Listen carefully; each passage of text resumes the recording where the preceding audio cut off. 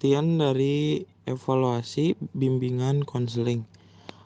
Menurut Muhammad Surya dan Rohman Natawijaya menjelaskan bahwa evaluasi bermakna yaitu upaya menelaah atau menganalisis program layanan bimbingan dan konseling yang telah dan sedang dilaksanakan untuk mengembangkan dan memperbaiki program secara khusus dan program pendidikan di sekolah secara umum.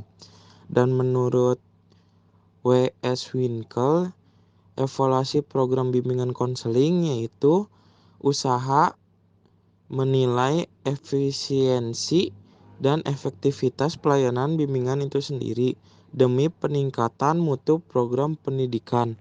Maka yang dimaksud dengan evaluasi bimbingan dan konseling adalah segala upaya, tindakan atau proses untuk menentukan derajat kualitas kemajuan kegiatan yang berkaitan dengan pelaksanaan program bimbingan dan konseling di sekolah dengan mengacu pada kriteria atau patokan tertentu sesuai dengan program bimbingan dan konseling. Selanjutnya ada tujuan evaluasi. Yang pertama yaitu menyediakan informasi mengenai pelaksanaan, pengembangan, dan pelaksanaan kurikulum. Yang kedua ada menentukan tingkat keberhasilan dan kegagalan suatu kurikulum serta faktor-faktor yang berkontribusi. Yang ketiga ada meneliti secara berkala hasil pelaksanaan program bimbingan dan konseling. Yang keempat ada mengetahui jenis layanan yang sudah atau belum dilaksanakan, yang perlu diadakan perbaikan dan pengembangan. Selain itu, tujuan evaluasi ada tujuan secara khusus, yaitu yang pertama adalah untuk mengetahui jenis-jenis layanan bimbingan konseling apakah sudah ada atau belum diberikan kepada siswa di sekolah. Yang kedua, untuk mengetahui aspek lain apakah perlu dimasukkan ke dalam program bimbingan untuk perbaikan layanan yang diberikan.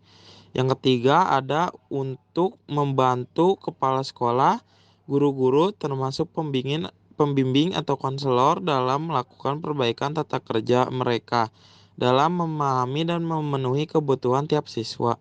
Yang keempat ada untuk mengetahui dalam bagian-bagian manakah dari program bimbingan yang perlu diadakan perbaikan-perbaikan.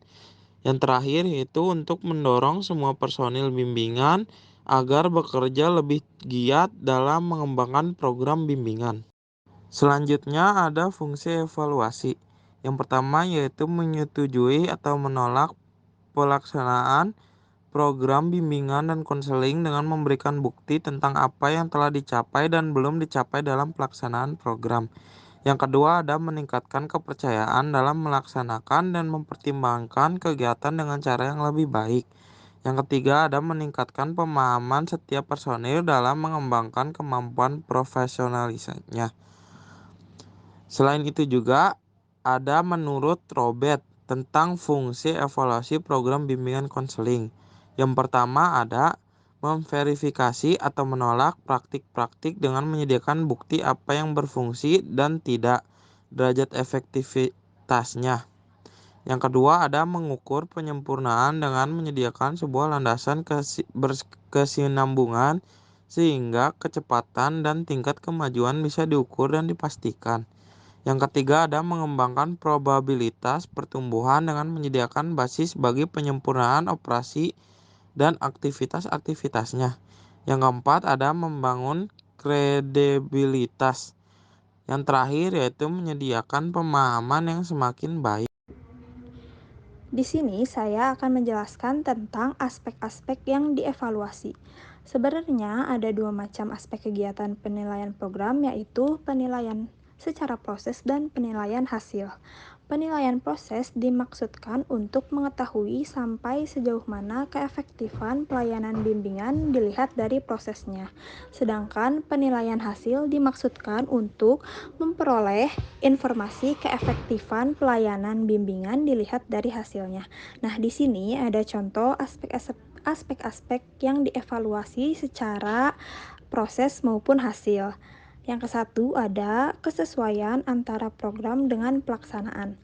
kesesuaian antara program dengan pelaksanaan ini untuk menilai apakah program yang direncanakan sudah dilaksanakan sesuai dengan rencana awal atau tidak.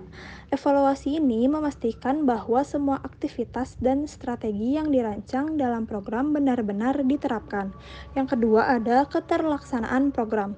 Keterlaksanaan program ini untuk mengukur sejauh mana program tersebut dapat dilaksanakan dengan baik. Evaluasi ini juga untuk mencakup penilaian tentang kelengkapan dan keefektifan dari pelaksanaan program yang akan dilakukan. Yang ketiga ada hambatan-hambatan yang dijumpai. Hambatan-hambatan ini harus dan dapat mengidentifikasi masalah atau kendala yang muncul selama pelaksanaan program. Hal ini penting untuk menemukan solusi agar program bisa berjalan dengan baik dan lancar. Yang keempat, ada dampak pelayanan bimbingan terhadap kegiatan belajar mengajar. Dampak pelayanan bimbingan ini untuk menilai bagaimana layanan bimbingan dapat mempengaruhi proses belajar mengajar di sekolah. Evaluasi ini untuk melihat apakah layanan bimbingan dapat membantu meningkatkan kualitas pembelajaran dan hasil belajar siswa atau tidak. Yang kelima ada respon peserta didik, personil sekolah atau madrasah, orang tua, dan masyarakat terhadap pelayanan bimbingan. Hal ini harus mengumpulkan umpan balik dari berbagai pihak yang terlibat tentang layanan bimbingan. Karena untuk memahami persepsi dan kepuasan mereka terhadap pelayanan yang sudah diberikan. Dan yang terakhir ada perubahan kemajuan peserta didik setelah lulus. Mengapa setelah peserta didik setelah lulus juga harus dipantau? Karena hal ini dapat melihat dampak jangka panjang dari program bimbingan terhadap kehidupan dan karir siswa di masa depan. Nah, selanjutnya saya akan menjelaskan tentang prosedur evaluasi. Yang ke-1 ada pengorganisasian atau organizing. Organizing ini mencakup komitmen untuk bertindak, yang mana konselor dan tim harus berkomitmen untuk menjalankan program.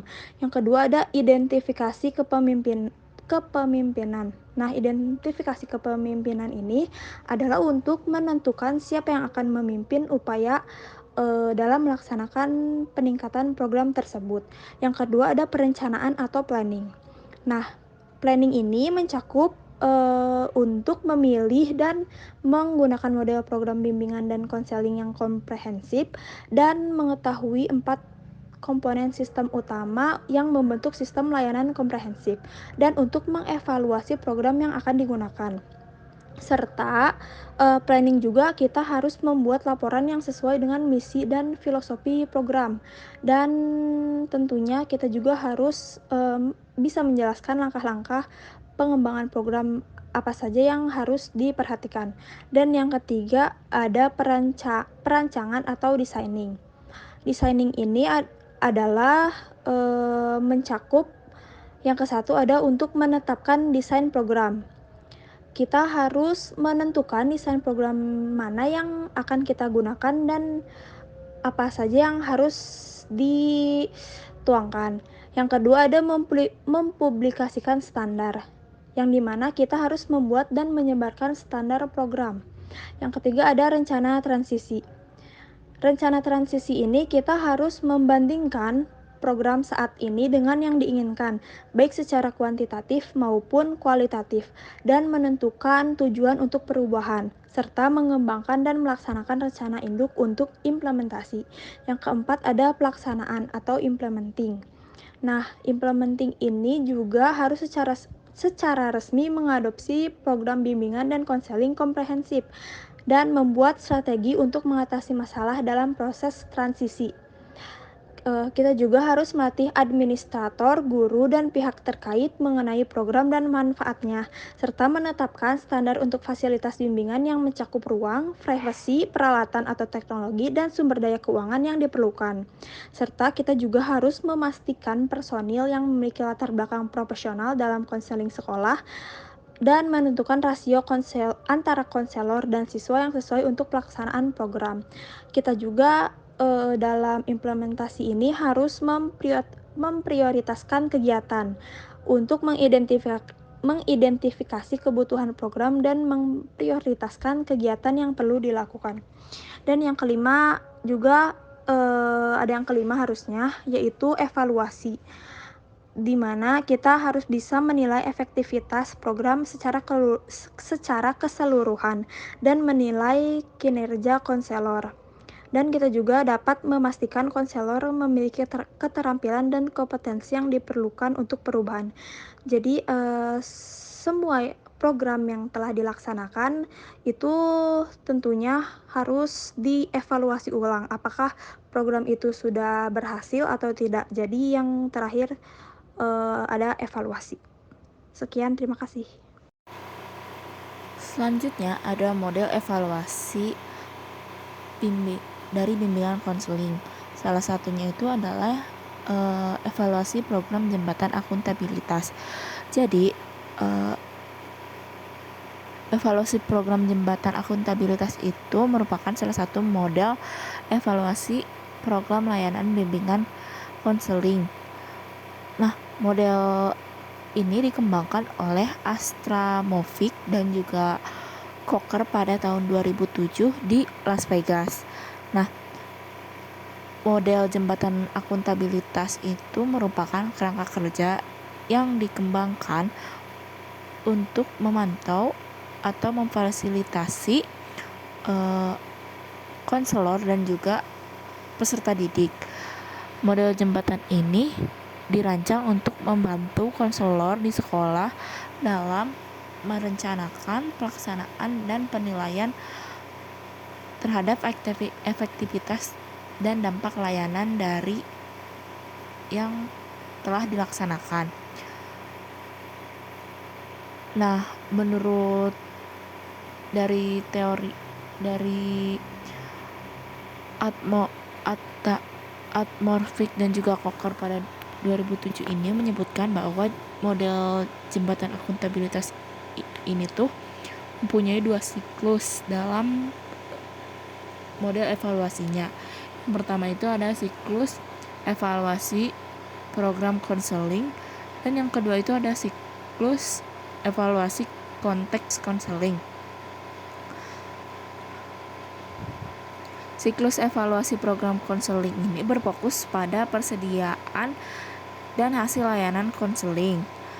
Nah, sedangkan untuk siklus evaluasi konteks konseling itu lebih ke pengujian dampak layanan konseling oleh konselor dan menggunakan umpan balik dari peserta didik untuk membangun dan memperbaiki tujuan dari program bimbingan konseling yang sebelumnya dilaksanakan. Nah, selanjutnya itu tuh ada hambatan yang mungkin terjadi ketika kita melaksanakan evaluasi bimbingan konseling. Tentunya hambatan itu akan selalu ada gitu ya, tapi setidaknya kita bisa meminimalisir hambatan-hambatan tersebut. Di sini disebutkan ada 5 hambatan. Yang pertama itu tuh ada konselor di sekolah tidak memiliki waktu yang cukup untuk melaksanakan evaluasi. Jadi terkadang ada konselor itu yang merasa bahwa evaluasi ini tuh terlalu memakan waktu, sehingga para konselor ini tuh memilih untuk tidak melaksanakan evaluasi karena waktunya dirasa terlalu lama. Kemudian yang kedua itu ada belum tersedianya alat-alat atau instrumen evaluasi pelaksanaan program bimbingan dan konseling di sekolah yang valid, reliabel, dan objektif. Yang ketiga, ada belum diselenggarakannya penatara pendidikan atau pelatihan khusus yang berkaitan tentang evaluasi pelaksanaan program bimbingan dan konseling. Nah, jadi ini tuh para konselor atau mungkin guru BK di sekolahnya itu tuh belum mendapatkan pendidikan atau pelatihan yang mengenai harus diadakannya evaluasi di sekolah itu. Bisa saja kayak guru konselor ataupun gurunya itu kayak udah mungkin sudah sepuh, jadi ketika waktu dulu itu belum ada istilah evaluasi bimbingan konseling. Yang keempat belum adanya instruktur BK yang ahli dalam bidang evaluasi pelaksanaan program bimbingan konseling di sekolah. Poin yang keempat dan yang ketiga ini tuh masih berkaitan karena ketika seorang guru BK belum ahli untuk melakukan evaluasi, bisa saja guru BK-nya itu belum mendapatkan pendidikan atau pelatihan tentang evaluasi pelaksanaan program bimbingan dan konseling. Kemudian yang kelima itu ada jumlah guru BK yang tidak ideal dan pengetahuan guru BK yang rendah. Karena BK ini tuh jam pelajarannya itu tergolong sedikit, maka ada saja sekolah yang guru BK-nya itu kayak cuman 1 ataupun 2 saja. Bahkan ada sekolah yang tidak memiliki guru BK. Nah, karena keterbatasan jumlah guru ini tuh yang membatasi pelaksanaan evaluasi, apalagi untuk sekolah-sekolah yang tidak memiliki guru BK. Lalu ada pengetahuan guru BK yang rendah. Nah, untuk masalah yang ini tuh masih berkaitannya dengan poin yang ketiga. Nah, untuk hambatan yang lain itu sebenarnya masih ada. Salah satunya itu seperti perasaan nyaman guru pembimbing dengan apa yang ada. Jadi guru BK-nya itu sudah merasa puas dengan program bimbingan dan konseling yang sedang dilaksanakan atau telah dilaksanakan, sehingga guru BK-nya itu memilih untuk tidak mengevaluasi apakah peserta didik itu merasa puas atau tidak. Ada juga persepsi guru pembimbing bahwa hasil dari evaluasi ini tuh sulit untuk diukur karena mata pelajaran atau jam untuk bimbingan konseling sendiri itu tuh tidak dicantumkan ke dalam rapot. Maka guru BK itu merasa penilaian yang seperti untuk evaluasi ini tuh sulit untuk dilaksanakan. Sekian mengenai presentasi mengenai evaluasi bimbingan konseling dari kelompok 12. Terima kasih.